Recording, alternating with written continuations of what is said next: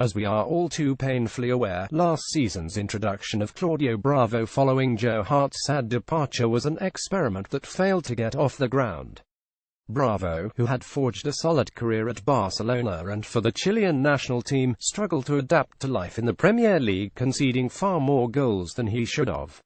The former Barcelona stopper failed to save most of the shots he faced, and his smaller stature meant he was a liability at set pieces against the height of Premier League defenders.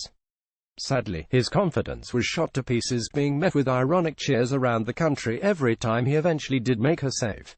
Step forward, Ederson Santana de Moraes.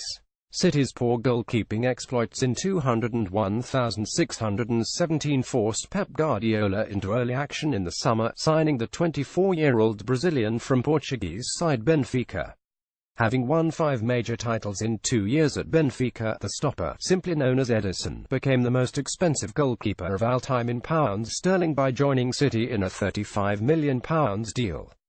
Despite the huge price tag and pressure faced, Ederson has adapted superbly well to life in the Premier League, having only conceded 2 goals, a joint league highest so far.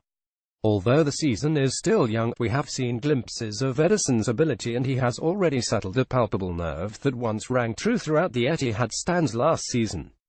The Brazilian youngster has already become a firm favourite in Sky Blue, winning the affections of City fans with some solid displays, monstrous kicking and his bravery when coming out from goal, demonstrated by his near decapitation at the hands of Sadio Mane last weekend.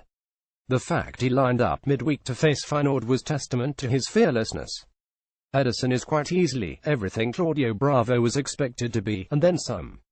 His display against Liverpool was the first real glimpse of what he can achieve for City. His assured handling and shot-stopping in the first half, notably denying Mohamed Salah from close range, was a genuine breath of fresh air for the Etihad faithful after becoming accustomed to the ineptitude of Bravo. His biggest attribute, and one that made him essential for Guardiola's build-up play, is his distribution and comfortability on the ball. Ederson has already wielded his magical kicking, with several of them landing in and around the opposition's penalty box, a frightening proposition for any backline and goalkeeper to face. Whilst his long kicking is something to be marvelled at, his short-medium range is even more impressive. A goalkeeper with an ability to play the ball is essential to Guardiola's style of play, and Ederson has slotted into this role extremely well, providing the back four and even deep-lying midfielders an option to receive the ball at all times. His swift decision-making and ball speed allows City to rotate and spread the play quickly, capitalizing on any exposed areas that a team has left open. Another clean sheet for Ederson, who completed 100% 3,333 of his passes tonight, 3 of them long balls.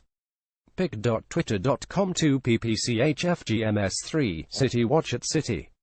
Watch September 13, 2017. Lastly, his sweeper keeping is a strong attribute that helps City maintain the high line they so often deploy.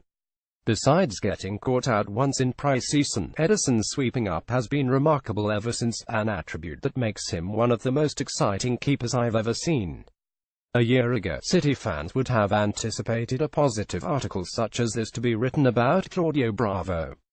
Sadly though, his exploits last season have been usurped by a younger, stronger, more athletic goalkeeper who has displayed everything City have been crying out for in a goalkeeper. Ederson is quite simply what Bravo should have been, and more. Having won the Portuguese equivalent of the Golden Gloves last season, Ederson is without a doubt one of the best young goalkeepers in Europe, if not the world right now. His assured displays in Portugal, and now in England, make him an exciting prospect that hasn't even reached his full potential yet.